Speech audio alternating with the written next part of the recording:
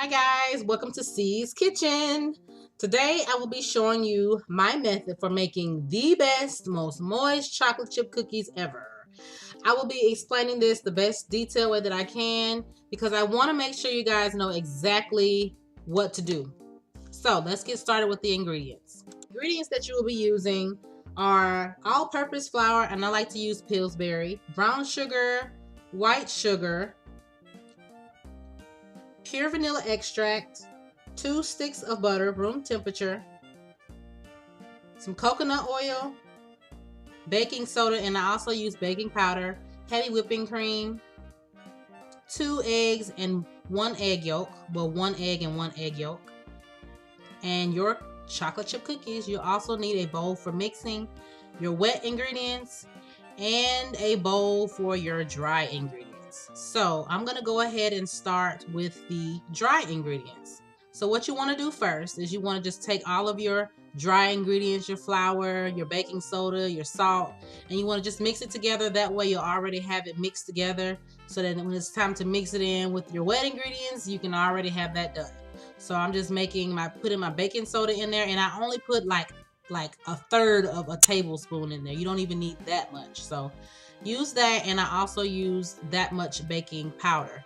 And what this does, baking soda basically helps it to spread, and baking powder helps it to poof up. So that's why I like to use both of the best of the both worlds for this, because you definitely want to make sure that everything is just done. So I will definitely leave all of the measured description for these ingredients below. I don't really use measurements, y'all. I'm not a big measuring person, but I do get it right on the hat. So for the butter, you want the butter to be melted, but not all the way liquefied, if that makes any sense. I'm showing you here, so hopefully you guys can get a good detail of what I'm talking about. So basically right here, I am just mixing all of my wet ingredients in. I'm going ahead and I'm putting my butter in there. I'm going to mix my brown sugar, and I'm going to explain this to you about the sugar. Now, brown sugar in chocolate chip cookies or any kind of cookie, for my preference is it's better when you use more brown sugar than white sugar. And I say this because brown sugar is made of molasses, so it's not stiff like white sugar is. Brown sugar helps the cookies to be more moist and chewy, and white sugar helps the cookies to be a lot more crispier. Now, you do need you do need white sugar so that your edges can be crispy. But if you like your cookies a lot crispier, then you are more than welcome to just use more white sugar. Now, as you can see in this picture, I did not even use that much white sugar because I like my cookies to be moist and gooey and just chewy, like for all accounts. So I used about almost 2 cups of brown sugar.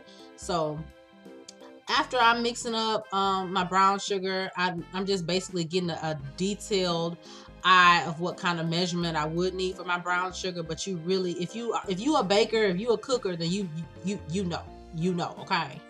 So I'm mixing everything together right here, and I have all of my wet ingredients, and I also want to explain to you why I use heavy whipping cream. Heavy whipping cream basically helps your cookies to be, it gives it kind of a creamy taste. You're more than welcome to use softened cream cheese, maybe a little bit of sour cream, but I've only tried heavy whipping cream. Anything that's got a high milk fat content is always best, but if you want to use low fat milk, then you can, but I'm not sure how that would turn out. But I'm getting ready to go ahead and mix my wet ingredients, and I'm gonna mix them up. I'm gonna mix it up for about 2 minutes. You want your wet ingredients to be very fluffy and to stiff peaks form. Not really stiff, but you want peaks to be forming, like maybe kind of like a Cool Whip consistency. You want it to be that way. And also I use 2 eggs, 1 whole egg and 1 egg yolk. So the reason for me using an egg yolk is that when you boil an egg, when you do a hard boiled egg and you look at the egg yolk, that's the consistency you want your cookies to be. You want your cookies to be like an egg yolk. And an egg yolk basically just helps to make anything that you're baking, whether it be cookies or cake, it makes a more moist consistency. And that's what you want when you're making chocolate chip cookies. I don't know a lot of people who like their cookies to be, crispy, but if that's your preference, then you don't have to use an egg yolk. You can just use, regular, 2 whole eggs. So what I'm doing here, I'm just lightly beating my eggs so that when I do get ready to blend them in, they won't have to be like super, like overly mixed. So you don't want your, you want to go ahead and beat all of your sugars and your butters together before you add your eggs. This is very important because if you add your eggs while you are beating your sugar mix, your cookie is it's gonna defeat the purpose of a moist cookie. So you're kind of giving your cookies a break, if that makes sense. So I'm just gonna mix this up for about 3 to 4 minutes. You want to try to do it at least to 4.5 minutes. You don't want to go over anything over 5. So this is what I'm doing here, guys, and I will see you back later.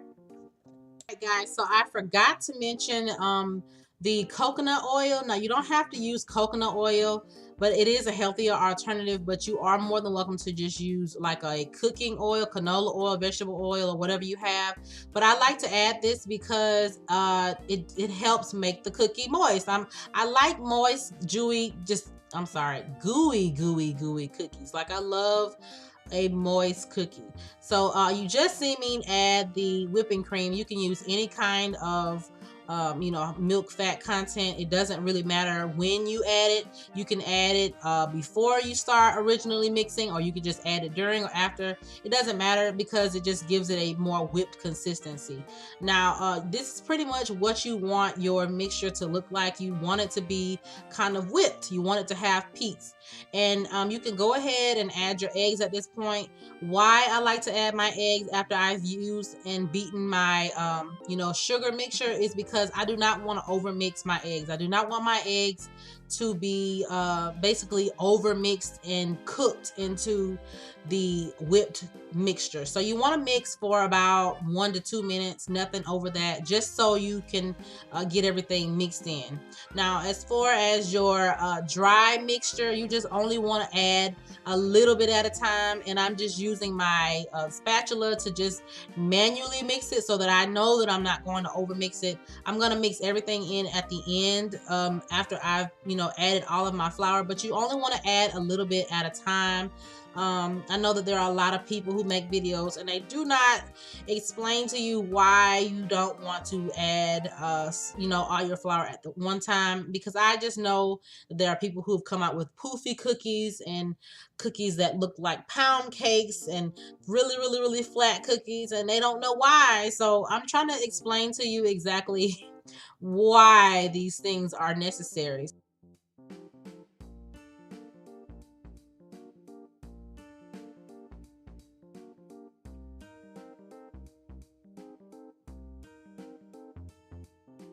Now, when you use your electric mixer, your stand mixer, or whatever you have, you only want to mix your flour until you can't see it anymore. Do not over mix. And I really do mean this, because you will ruin your cookie mix. You will ruin it, guys. And it is not a joke. These ingredients are very expensive. To me, they are. I mean, I don't feel like you should be using all your best quality ingredients and then have to just throw it in the garbage. So make sure you are following the instructions to a T. If you are a baker and you do have an experience with this, then by all means do what you've been doing. But for a beginner or someone who has not really been familiar with baking, then I would definitely try to follow as precisely as possible. I know that there are not a lot of tutorials out there that are going to specifically tell you exactly what you should do and why you shouldn't do these things. I know that I have seen a lot of people who have made cookies over the past, and their cookies are like little cakes. They're like really poofy. They are really hard and crispy, and they want to know why. What did they do do wrong to get a cookie like that? So I want to just tell you these things so that you can know and that you can be educated. So what I am doing right here, I'm just basically mixing in my chocolate chips. You can use whatever kind of chocolate chip or whatever you choose. I prefer to use the Hershey's milk chocolate because I think that it makes the best chocolate chip cookies. And you want to do this with a spatula or a wooden spoon. You do not want to use your hand mixer to mix your chocolate chips into your mix. So at this point, you are pretty much ready to go. You are ready to go ahead and start scooping your cookies on a cookie tray. And you can also store your cookies inside of a bowl like I did, or you can put it in a saran wrap, and days later in the refrigerator, after it's been in the refrigerator or the freezer, oh my gosh, you guys, it is way better. So hopefully you guys are understanding just the whole process of making cookies, because it took me a long time, y'all. It took me like 6 years to actually get a perfect cookie recipe, because I do have a business and I do want to start selling these cookies to my clients. So I just thought that this would be a very great touch on my business. So right here, I am just using a cookie scoop. You can use an ice cream scoop, whatever you have, or you can just use your hands, roll it up in a ball and put it on the tray. So I'm just using a cookie scoop, and you want to keep your cookies kind of like maybe 2 to 3 inches apart from each other. I only put 9 cookies on my cookie tray because I did not want a super cookie. So, and I'm just showing you guys here what you want your cookie dough to be. You do not want your cookie dough to stick to your finger. You kind of want to be able to actually, if you were to pick it up and roll it in a ball, it wouldn't stick to your hand. So that is what you want. That's the consistency that you want. There's no special way to really place cookies on a cookie tray. You just scoop it and place it. All right, guys, so once you've gotten your cookies on your cookie tray, you want to pop them in the oven for about 8 to 10 minutes on 350 until your edges are slightly golden and the middle is kind of undercooked. So when they cool, they'll be nice and fudgy and crispy and just beautiful. So this is what you want.